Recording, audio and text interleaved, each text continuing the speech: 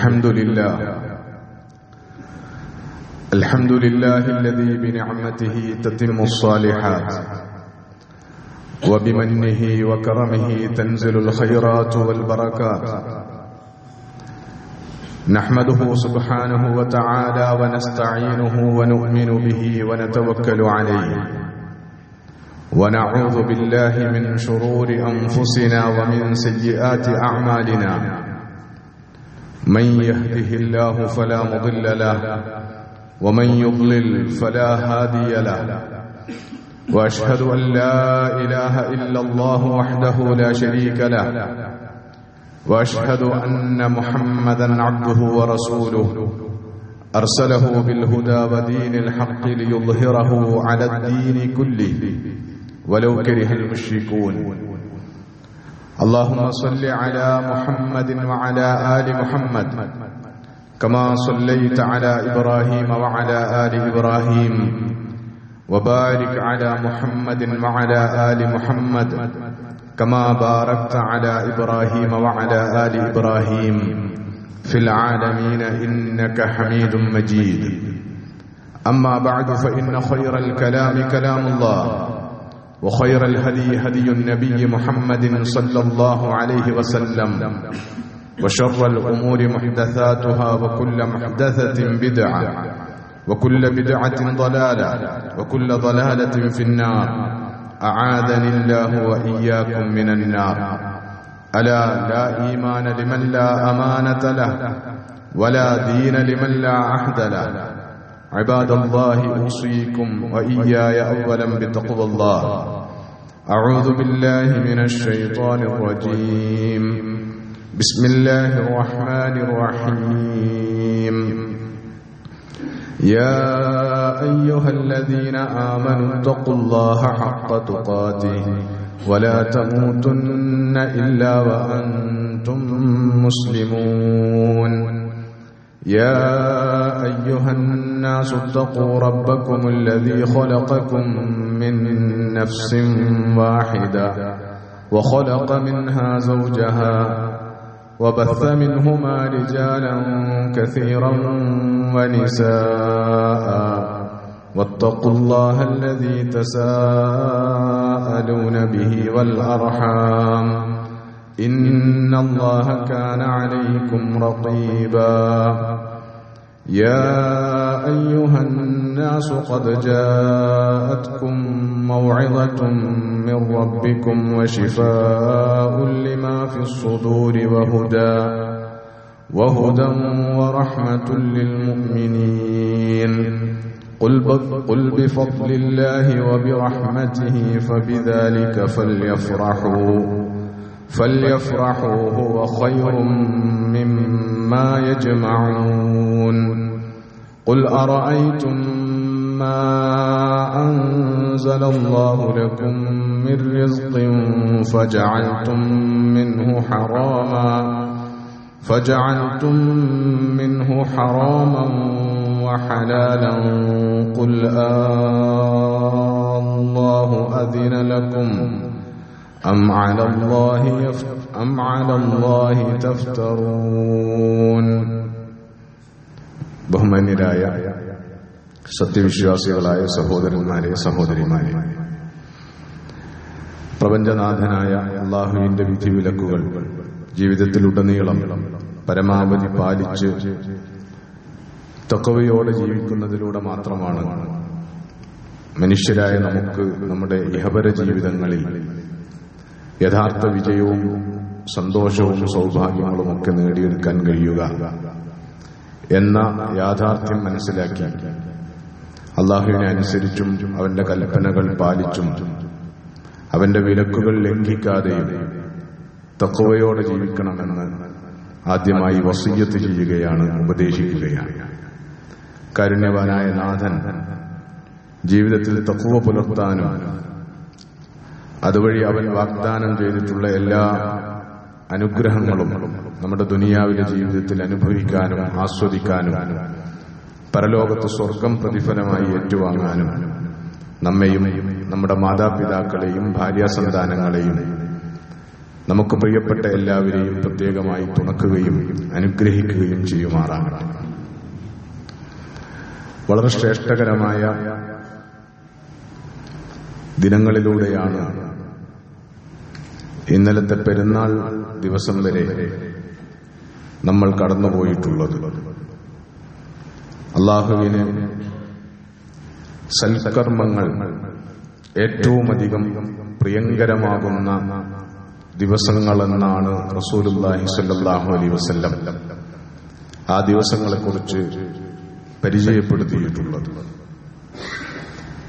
ആ ദിനങ്ങളിലൂടെ കടന്നു പോന്നപ്പോൾ അല്ലാഹുവിന്റെ പ്രീതിയും പൊരുത്തവും പരലോകമോക്ഷവും സ്വർഗവുമൊക്കെ പ്രതീക്ഷിച്ചുകൊണ്ട് ആഗ്രഹിച്ചുകൊണ്ട് നമ്മൾ നിർവഹിച്ചിട്ടുള്ള വിവിധങ്ങളായ സൽക്കർമ്മങ്ങൾ, ആരാധനകളടക്കമുള്ള സൽക്കർമ്മങ്ങൾ, നമ്മുടെ ദിക്റുകൾ, നമ്മുടെ പ്രാർത്ഥനകൾ, നമ്മുടെ ഖുർആൻ പാരായണങ്ങൾ, നമ്മുടെ നമസ്കാരങ്ങൾ, നമ്മളെടുത്തിട്ടുള്ള നോമ്പുകൾ, നമ്മൾ നിർവഹിച്ചിട്ടുള്ള ബലികർമ്മം തുടങ്ങിയ എല്ലാ സൽക്കർമ്മങ്ങളെയും അല്ലാഹു പരിപൂർണ പ്രതിഫലാർഹമായ സൽക്കർമ്മങ്ങളായി നമ്മളിൽ നിന്ന് ഖബൂൽ ചെയ്യുകയും അതിമഹത്തായ അനുഗ്രഹങ്ങൾ അതിനൊക്കെയും പകരമായി നമ്മുടെ ഇഹപര ജീവിതങ്ങളിൽ പ്രദാനം ചെയ്ത് നമ്മെ അനുഗ്രഹിക്കുകയും ചെയ്യുമാറാകട്ടെ.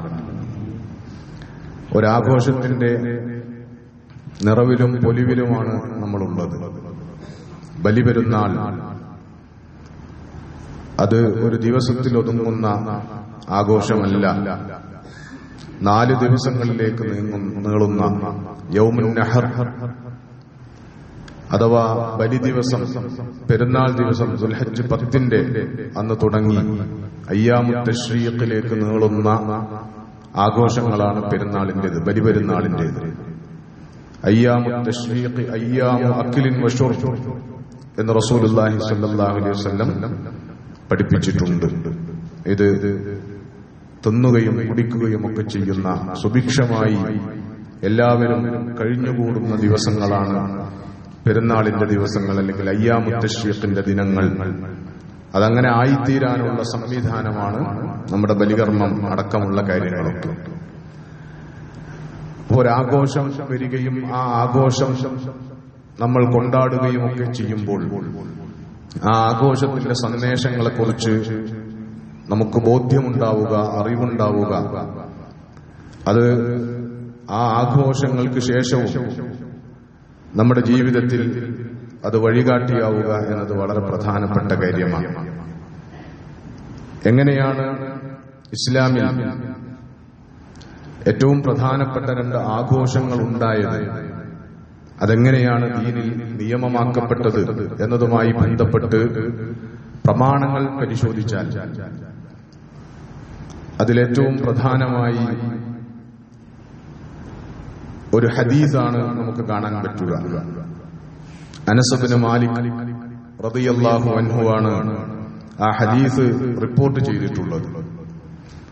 ആ ഹദീസിൽ അനസ് ഇബ്നു മാലിക് റളിയല്ലാഹു അൻഹു പറഞ്ഞത് ഇങ്ങനെയാണ്: കാന ലി അഹ്ലിൽ ജാഹിലിയ്യത്തി യൗമാൻ ഫീ കുല്ലി സനത്തിൻ യൽഅബൂന ഫീഹിമ.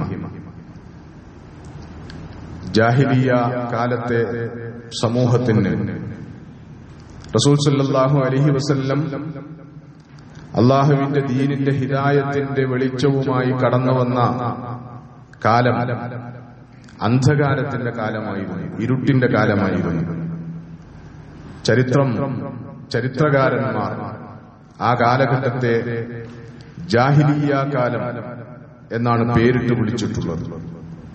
ഡാർക്ക് ഏജ് അല്ലെങ്കിൽ ഇരുണ്ട യുഗം എന്നാണ് വിളിച്ചിട്ടുള്ളത്. അറിവുകേടിന്റെ, അജ്ഞതയുടെ ഇരുട്ടുമൂടിയ ഒരു കാലത്തേക്ക് അറിവിന്റെ, വിജ്ഞാനത്തിന്റെ വെളിച്ചവുമായി കടന്നു വരികയാണ് റസൂൽ സല്ലല്ലാഹു അലൈഹി വസല്ലം ചെയ്തത്. അങ്ങനെ കടന്നു വന്ന റസൂൽ സല്ലല്ലാഹു അലൈഹി വസല്ലം മനുഷ്യർക്കിടയിൽ അറിവും വിജ്ഞാനവും വിതരണം ചെയ്യുകയാണ് ചെയ്തത്. എന്താണ് റസൂൽ സല്ലല്ലാഹു അലൈഹി വസല്ലം അള്ളാഹുവിൽ നിന്നുള്ള വലിയ അനുഗ്രഹമായി ലോകത്ത് മനുഷ്യർക്കിടയിൽ വിതരണം ചെയ്തത് എന്ന് ചോദിച്ചാൽ അതിന്റെ മറുപടി റസൂൽ വിതരണം ചെയ്തത് അറിവാണ്, വിവരമാണ്, അല്ലെങ്കിൽ വിജ്ഞാനമാണ് റസൂൽ സല്ലല്ലാഹു അലൈഹി വസല്ലം വിതരണം ചെയ്തത്. അറിവ് അങ്ങനെ വിതരണം ചെയ്യേണ്ടതുള്ളത് കൊണ്ടാണ് റസൂൽ സല്ലല്ലാഹു അലൈഹി വസല്ലം നിരക്ഷരനായിട്ടും റസൂൽ സല്ലല്ലാഹു അലൈഹി വസല്ലമക്ക് ആദ്യമായി അല്ലാഹുവിൽ നിന്ന് വഹി ഇറങ്ങുമ്പോൾ ഇഖ്റ ബിസ്മി റബ്ബിക്കല്ലദീ ഖലഖ്, സൃഷ്ടിച്ച നിന്റെ നാഥന്റെ നാമത്തിൽ വായിച്ചു തുടങ്ങുക എന്ന് നിർദ്ദേശം ലഭിച്ചിട്ടുള്ളത് എന്നും നമുക്ക് കാണാൻ പറ്റുന്നതാണ്. ദീനിലെ ആദ്യത്തെ നിർദ്ദേശം, വിശുദ്ധ ഖുർആൻ അവതരിച്ചു തുടങ്ങുമ്പോൾ ആദ്യത്തെ നിർദ്ദേശം വായിക്കുക എന്നതാണ്. കാരണം വായനയാണ് പഠനത്തിന്റെ ഏറ്റവും അടിസ്ഥാനപരമായ ഒഴിച്ചുകൂടാനാവാത്ത ഉപാധി എന്ന് പറയുന്നത്.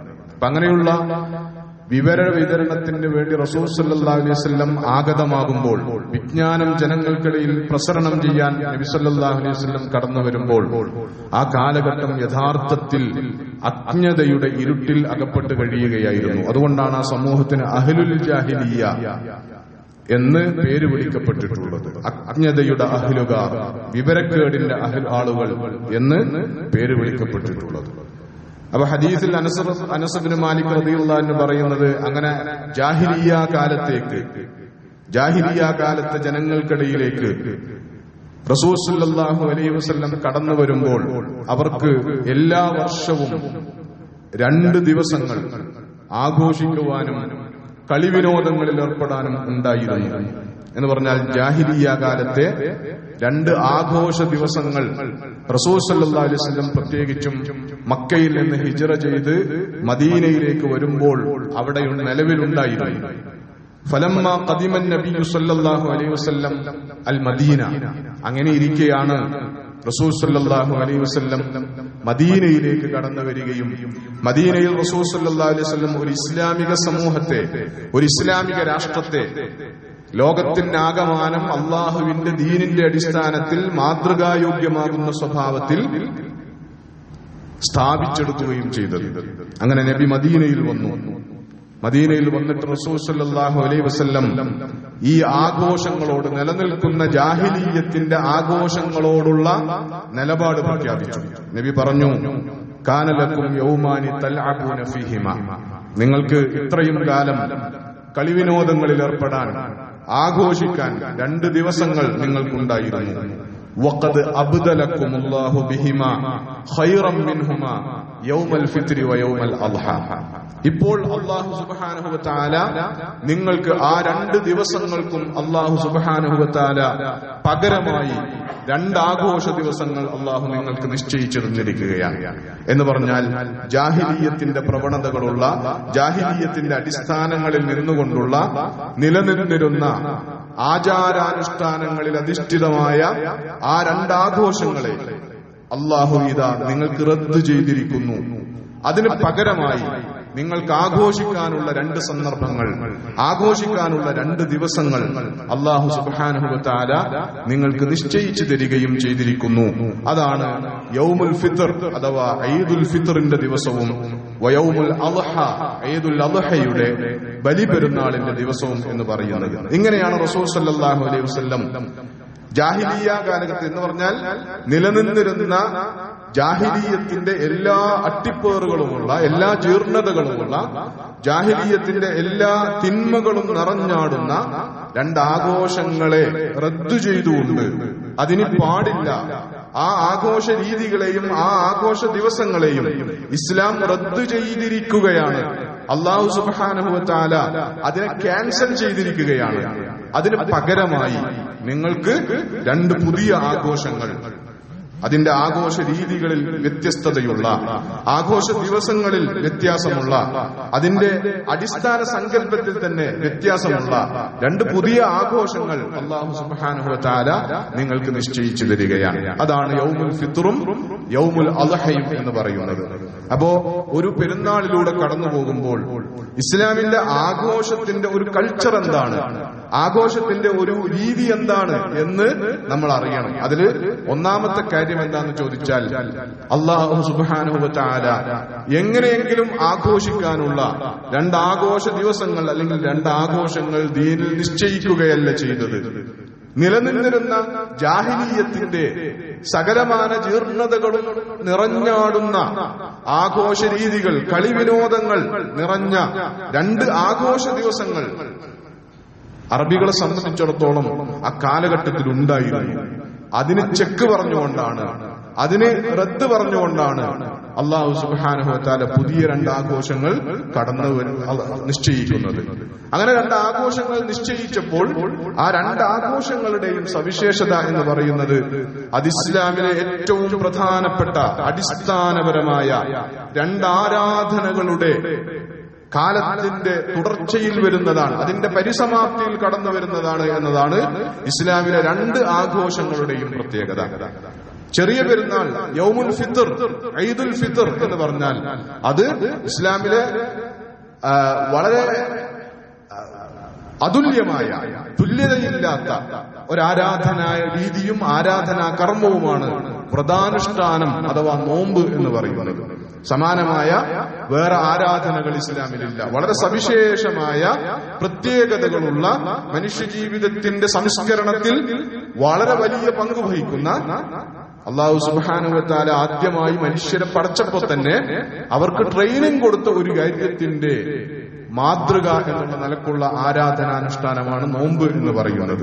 അഥവാ അള്ളാഹു വിലക്കുന്ന കാര്യങ്ങളിൽ നിന്ന്, ഹറാമുകളിൽ നിന്ന് വിട്ടുനിൽക്കാനുള്ള പരിശീലനം. ഇതാണ് ആകെക്കൂടി ഭൂമിയിലേക്ക് പടച്ചതിന് ശേഷം ഭൂമിയിലേക്ക് പറഞ്ഞയക്കുന്നതിന് മുമ്പ് ആദ്യത്തെ 2 മനുഷ്യർക്ക് അഥവാ ആദമിനും ഹവ്വക്കും അല്ലാഹു സുബ്ഹാനഹു വ തആല സ്വർഗത്തിൽ നൽകിയിട്ടുള്ള ടെസ്റ്റ് അല്ലെങ്കിൽ പരീക്ഷണം അല്ലെങ്കിൽ പരിശീലനം. അതാണ് എല്ലാം അനുവദനീയമാണ്, ഹലാലുകൾ ധാരാളമുണ്ട്, ആ ഹലാലുകളെല്ലാം അനുഭവിച്ച് ജീവിച്ചുകൊള്ളുക. പക്ഷേ കൂട്ടത്തിൽ ചില ഹറാമുകൾ ഉണ്ടാകും. ഒരൊറ്റ മരത്തിലെ വിലക്കപ്പെട്ട കനി പോലെ ചില ഹറാമുകൾ ഉണ്ടാകും. ആ ഹറാമുകളെ ലംഘിക്കാൻ ശ്രമിക്കരുത് എന്ന് മാത്രമല്ല, ഫലാ തഖ്റബു ഹാദിഹി ഷജറ, അങ്ങനെ ഹറാമുകളെ അടുത്തുപോകാനുള്ള ധൈര്യം പോലും കാണിക്കരുത്. ഇതാണ് ആകെക്കൂടി മനുഷ്യർക്ക് ഭൂമിയിലേക്ക് ഇറങ്ങുന്നതിന് മുമ്പ് അല്ലാഹു സുബ്ഹാനഹു വ തആല നിശ്ചയിച്ച പരിശീലനം അല്ലെങ്കിൽ പരീക്ഷണം എന്ന് പറയുന്നത്. ആ പരീക്ഷണത്തിൽ അള്ളാന്റെ വിധിപ്രകാരം തന്നെ, അള്ളാഹുവിന്റെ ആസൂത്രണ പ്രകാരം തന്നെ ആദമും ഹവ്വയും തോറ്റുപോവുകയാണ് ചെയ്തത്. ആ ചരിത്രമൊക്കെ നമുക്ക് അറിയാവുന്നതാണ്. അപ്പൊ അതിന് പകരം എല്ലാ വർഷങ്ങളിലും അത്തരമൊരു മാസക്കാലത്തെ പരിശീലനം, അള്ളാഹുവിന്റെ ഹറാമുകളിൽ നിന്ന് വിട്ടുനിൽക്കാനുള്ള സൂക്ഷ്മത പഠിക്കാനുള്ള ഒരു മാസക്കാലത്തെ വ്രതാനുഷ്ഠാനം അത് അല്ലാഹു സുബ്ഹാനഹു വ തആല നിർബന്ധമാക്കിയതാണ്. അതിനാകെക്കൂടി വിശ്വാസികൾ ഏറ്റവും പ്രധാനമായി പരിശീലിക്കുന്നത് അള്ളാഹു ഹലാലായ ചില കാര്യങ്ങൾ കൂടി താൽക്കാലികമായി ഹറാമാക്കിയിരിക്കുന്നു. ഒരു മുഅ്മിനെ സംബന്ധിച്ചിടത്തോളം അള്ളാഹു ഹറാമാക്കിയാൽ പിന്നെ അത് വിലക്കപ്പെട്ടതാണ്. ആ ഹറാമിന്റെ പരിധികൾ ലംഘിക്കാൻ പാടില്ലാത്തതാണ്. അതുകൊണ്ട് റമദാനിന്റെ പകലുകളിൽ എങ്ങനെ ഭക്ഷണം കഴിക്കാതിരിക്കാം, എങ്ങനെ വെള്ളം കുടിക്കാതിരിക്കാം, എങ്ങനെ ഹലാലായ ഭാര്യാഭർത്തൃ ബന്ധത്തിൽ നിന്ന് പോലും അകന്നു നിൽക്കാം എന്നത് പരിശീലിക്കുകയാണ്. അത് യഥാർത്ഥത്തിൽ ഹറാമുകളോട് പുലർത്തേണ്ടുന്ന സമീപനം രൂപപ്പെടുത്തുകയാണ്. അതിന്റെ തുടർച്ചയിലാണ് യഥാർത്ഥത്തിൽ ചെറിയ പെരുന്നാൾ വരുന്നത്. അതിനുശേഷം വലിയ പെരുന്നാൾ അല്ലെങ്കിൽ ബലിപെരുന്നാൾ എന്ന് വിളിക്കപ്പെടുന്ന പെരുന്നാൾ അത് കടന്നു വരുന്നത് ഈ ഭൂമിയിലെ ഏറ്റവും ശ്രേഷ്ഠകരമായ 10 ദിവസങ്ങൾക്ക് ശേഷം. ഒരു സംശയമില്ലാത്ത വിധം ഭൂമിയിലെ ദിവസങ്ങളിൽ ഏറ്റവും ശ്രേഷ്ഠകരമായ ദിവസങ്ങൾ, അള്ളാഹുവിന് സൽക്കർമ്മങ്ങൾ ഏറ്റവും ഇഷ്ടകരമാകുന്ന ദിനങ്ങൾ ദുൽഹജ്ജ് 10 ആദ്യത്തെ 10 ദിവസങ്ങളാണ്. ആ 10 ദിവസങ്ങളിൽ ഒരു വിശ്വാസി ചെയ്യാവുന്ന പരമാവധി സൽക്കർമ്മങ്ങൾ ചെയ്തതിനു ശേഷം അതിലേറ്റവും പ്രധാനമായി ദിക്റുകളാണ്. നോമ്പ് പോലെ ദുൽഹജ്ജ് 10 മാത്രം നിർവഹിക്കാനുള്ള പ്രത്യേകമായ എന്തെങ്കിലും ആരാധനകൾ പൊതുവിൽ നിർബന്ധമാക്കപ്പെട്ടിട്ടില്ല. ഹജ്ജ് ചെയ്യാൻ ശേഷിയുള്ളവർക്ക് ഹജ്ജ് ആ ദിവസങ്ങളിൽ ദുൽഹജ്ജ് 8 മുതലുള്ള ദിവസങ്ങളിൽ കടന്നു വരുന്നുണ്ട് എന്നുള്ളത് മാത്രമാണുള്ളത്. അപ്പോ ഹജ്ജ് കർമ്മം കടന്നു വരുന്നു. ഹജ്ജ് കർമ്മം അല്ലാത്തവരെ സംബന്ധിച്ചിടത്തോളം ബാധകമായിട്ടുള്ളത് അള്ളാഹുവിനെ ദിക്ർ ചെയ്യാനുള്ള. വിശുദ്ധ ഖുർആൻ വിവരിക്കുന്നതനുസരിച്ച് എന്തിനാണ് ഹജ്ജ് എന്ന് ചോദിച്ചാൽ അള്ളാഹുവിനുള്ളിന്റെ സ്മരണകൾ നിലനിർത്താൻ വേണ്ടിയിട്ടുള്ളതാണ് ഹജ്ജ്. ഹജ്ജിന്റെ ഒന്നാമത്തെ ലക്ഷ്യം അതാണ്. ദുൽഹജ്ജ് 10 ദിവസങ്ങളിൽ സൽക്കർമ്മങ്ങൾ അനുഷ്ഠിക്കാൻ ശ്രദ്ധിക്കുന്ന ഒരു വിശ്വാസിയെ സംബന്ധിച്ചിടത്തോളം ഏറ്റവും പ്രധാനപ്പെട്ട കാര്യം ദിക്റുകൾ, പ്രാർത്ഥനകൾ, തക്ബീറുകൾ, തഹ്ലീലുകൾ, ഹംദുകൾ. ഇതാണ് ഏറ്റവും പ്രധാനം. അള്ളാഹുവിനുള്ള സ്മരണയിൽ ഇങ്ങനെ നിറഞ്ഞാടുക. അതിന് നിശ്ചയിക്കപ്പെട്ടതും അല്ലാത്തതുമായ ധാരാളക്കണക്കിന് ദിക്റുകൾ ചൊല്ലിക്കൊണ്ടേയിരിക്കുക, അള്ളാഹിനെ സ്മരിച്ചുകൊണ്ടേയിരിക്കുക. അള്ളാഹുവിനെ കുറിച്ച് മറന്നുപോകാനുണ്ടായ ജീവിത സാഹചര്യങ്ങളിൽ നിന്നൊക്കെ മാറി ഈ ദിവസങ്ങളിൽ വളരെ സവിശേഷമായി അള്ളാഹുവിനെ ഓർത്തുകൊണ്ടേയിരിക്കുക. ഒടുവിൽ അതിന്റെ അന്ത്യത്തിൽ ഒരു പെരുന്നാൾ വരുമ്പോൾ ആ പെരുന്നാളിൽ ധാരാളമായി തക്ബീറുകൾ മുഴക്കിക്കൊണ്ടേയിരിക്കുക, ധാരാളമായി അള്ളാഹുവിനെ പ്രകീർത്തിച്ചുകൊണ്ടേയിരിക്കുക. ആ തക്ബീറുകളാണ് യഥാർത്ഥത്തിൽ ചെറിയ പെരുന്നാളിന്റെയും വലിയ പെരുന്നാളിന്റെയും യഥാർത്ഥത്തിലുള്ള സൗന്ദര്യം എന്ന് പറയുന്നത്. ലോകത്തുള്ള സകല വിശ്വാസികളും വളരെ ഈണത്തിൽ വളരെ ആവേശകരമായി ചൊല്ലുന്ന തക്ബീറുകൾ, അതാണ് പെരുന്നാളിന്റെ ഒരു സൗന്ദര്യം എന്ന് പറയുന്നത്.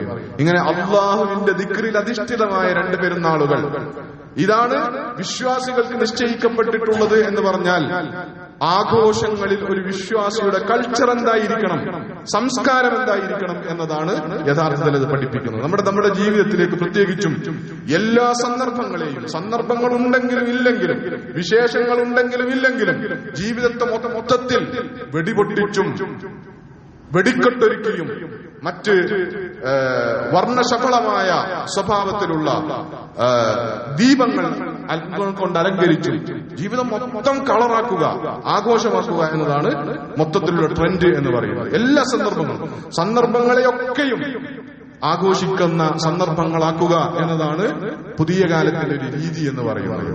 അപ്പോ നമുക്ക് ആഘോഷങ്ങൾ ജീവിതത്തിൽ എപ്പോഴെങ്കിലും നിശ്ചയിക്കപ്പെട്ട സമയത്തുണ്ടാകുന്നു എന്നതിനപ്പുറം നമ്മുടെയൊക്കെ ജീവിതത്തിൽ ഇപ്പോൾ എല്ലാ സമയവും ആഘോഷങ്ങളാണ്. എല്ലാറ്റിനെയും നമ്മൾ ആഘോഷിച്ചുകൊണ്ടിരിക്കുകയാണ്. പലതരത്തിൽ സാധ്യമാകുന്നതിന്റെ പരമാവധി സുഭിക്ഷമായ ഭക്ഷണങ്ങൾ കൊണ്ട്, വലിയ പാർട്ടികൾ സംഘടിപ്പിച്ചുകൊണ്ട്, അതേപോലെ തന്നെ ജീവിതത്തിൽ വലിയ അലങ്കാരങ്ങൾ സ്വീകരിച്ചുകൊണ്ട്, പുതിയ വസ്ത്രം അണിയുക എന്നൊന്നും പറയുന്നത് നമുക്കതിന് സമയവും തരവും ഒന്നുമില്ല.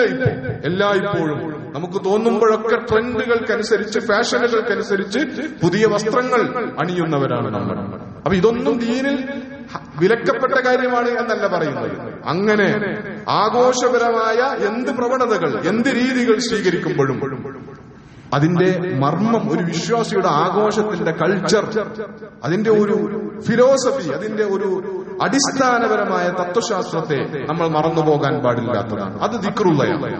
ഏറ്റവും അടിസ്ഥാനപരമായി അള്ളാനെ മറന്നുകൊണ്ടുള്ള ഒരു കളിയും ഒരാഘോഷ സന്ദർഭങ്ങളിലും പാടില്ലാത്തതാണ്. പെരുന്നാളിന്റെ സന്ദർഭങ്ങളിൽ അതുറപ്പായും പാടില്ലാത്തതാണ്. കാരണം അള്ളാന്റെ ദിക്റുകളിൽ ഇങ്ങനെ മുഴുകിയാണ് ഇസ്ലാമിലെ 2 പെരുന്നാളുകളും ഉള്ളത്. അവിടെ മാത്രമല്ല, ആഘോഷപരമായ സന്തോഷകരമായ എന്ത് സന്ദർഭങ്ങൾ ഉണ്ടാകുമ്പോഴും അങ്ങനെ സന്തോഷകരമായ ആഘോഷമാക്കാൻ പറ്റുന്ന ജീവിത സന്ദർഭങ്ങൾ നമുക്കുണ്ടാകുന്നത് അള്ളാഹുവിന്റെ അനുഗ്രഹം കൊണ്ടാണ്. ഖുൽ ബിഫദ്ലില്ലാഹി വറഹ്മതിഹി, അള്ളാന്റെ ഔദാര്യം കൊണ്ടും അള്ളാഹുവിന്റെ റഹ്മത്ത് കൊണ്ടും കാരുണ്യവും കൊണ്ടുമാണ് ജീവിതത്തിൽ അങ്ങനെ സന്തോഷ സന്ദർഭങ്ങൾ ഉണ്ടാകുന്നത്. അല്ലെങ്കിൽ നമുക്ക് ജീവിതത്തിൽ ദുരിതങ്ങളായിരിക്കും, ദുരിതപ്പെയ്ത്തായിരിക്കും ഉണ്ടാവുക. അള്ളാന്റെ കോപത്തിനിരയായാൽ, അള്ളാന്റെ ദേഷ്യത്തിനിരയായാൽ അള്ളാഹുവിൽ നിന്ന് അനുഗ്രഹങ്ങൾക്ക് പകരം, റഹ്മത്തിന് പകരം ശിക്ഷയും ദുരിതങ്ങളുമായിരിക്കും പെയ്തിറങ്ങുക എന്ന വിശ്വാസപരമായ അടിസ്ഥാനത്തെ മനസ്സിലാക്കുമ്പോൾ ആഘോഷ സന്ദർഭങ്ങളിൽ, അത് ഏതുതരം ആഘോഷങ്ങളാണെങ്കിലും, വിവാഹവുമായി ബന്ധപ്പെട്ട ആഘോഷങ്ങളാണെങ്കിലും, ജീവിതത്തിൽ ഉണ്ടാകുന്ന മറ്റ് സന്ദർഭങ്ങളിലുള്ള ആഘോഷങ്ങളാണെങ്കിലും, അതിനെ ഇസ്ലാം അത്തരം സന്ദർഭങ്ങളിൽ ആഘോഷമാക്കുന്നതിനെയും സന്തോഷിക്കുന്നതിനെയൊന്നും ഇസ്ലാം വിലക്കുന്നില്ല. പക്ഷേ ആഘോഷങ്ങളിൽ അടിസ്ഥാനപരമായി ഉണ്ടാകേണ്ടുന്ന കൾച്ചറിനെ, സംസ്കാരത്തെ വെടിയാൻ പാടില്ല. അത് ദൈവസ്മരണ, അള്ളാഹുവിനെ കുറിച്ചുള്ള ഓർമ്മ എന്നതാണ്. അതുകൊണ്ട് അള്ളാനെ മറന്നുകൊണ്ടുള്ള ഒരു കളിയും കളിക്കാതിരിക്കാൻ, ഒരാഘോഷ പ്രവണതകളിലേക്കും നമ്മുടെ ജീവിതം വഴിതിരിഞ്ഞു പോകാതിരിക്കാൻ മഅസിയത്തിൽ അള്ളാഹിനോടുള്ള നന്ദികേടിലും അള്ളാഹുവിനോടുള്ള ധിക്കാരത്തിലും അധിഷ്ഠിതമായി ജീവിതത്തിന്റെ ഒരു സന്ദർഭങ്ങളിലും ഒരു സന്തോഷത്തെയും ഒരു സുഭിക്ഷതയെയും നമ്മൾ രൂപപ്പെടുത്തിയെടുക്കാതിരിക്കാനും ശ്രദ്ധിക്കണം എന്നത് ഈദിലൂടെ കടന്നു പോകുമ്പോൾ നമ്മൾ പഠിക്കേണ്ടുന്ന, നമ്മൾ ജീവിതത്തിലേക്ക് സ്വീകരിക്കേണ്ടുന്ന ഏറ്റവും പ്രധാനപ്പെട്ട ഗുണപാഠമാണ്. അല്ലാഹു സുബ്ഹാനഹു വ തആല അവന്റെ അനുഗ്രഹങ്ങൾ കൊണ്ട് മാത്രമാണ് ജീവിതത്തിൽ നമുക്ക് സന്തോഷകരമായ സന്ദർഭങ്ങൾ ഉണ്ടാകുന്നത്. അല്ലാഹു അവന്റെ ഭാഗത്തു നിന്ന് ജീവിതത്തിൽ സന്തോഷിക്കാൻ, ആഘോഷിക്കാൻ, ആനന്ദിക്കാൻ ഉള്ള സന്ദർഭങ്ങൾ ധാരാളമായി നമുക്ക് പ്രദാനം ചെയ്ത് അനുഗ്രഹിക്കുമാറാകട്ടെ. അത്തരം സന്ദർഭങ്ങളിലൊന്നും അള്ളാഹുവിനെ ധിക്കരിക്കുന്ന, അള്ളാഹിനെ മറന്നുകൊണ്ടുള്ള ഒരു കളിയും കളിക്കാതിരിക്കാനുള്ള ദിക്റും തഖ്വയും അള്ളാഹു നമുക്ക് നിലനിർത്തി തന്ന് അനുഗ്രഹിക്കുമാറാകട്ടെ. വഅഖൂലു ഖൗലി ഹാദാ വഅസ്തഗ്ഫിറുല്ലാഹ ലീ വലക്കും ഫസ്തഗ്ഫിറൂഹു ഇന്നഹു ഹുവൽ ഗഫൂറുർ റഹീം.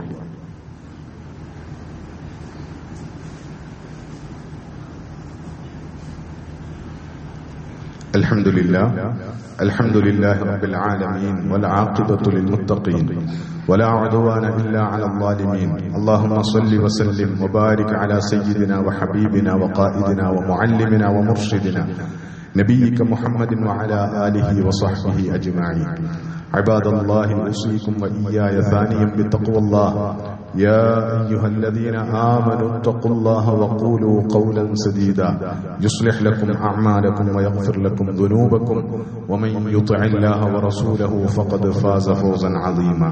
اللهم اغفر للمؤمنين والمؤمنات والمسلمين والمسلمات الأحياء منهم والأموات إنك مجيب الدعوات يا قاضي الحاجات طيب ثراهم واجعل الجنة مأوانا ومأواهم.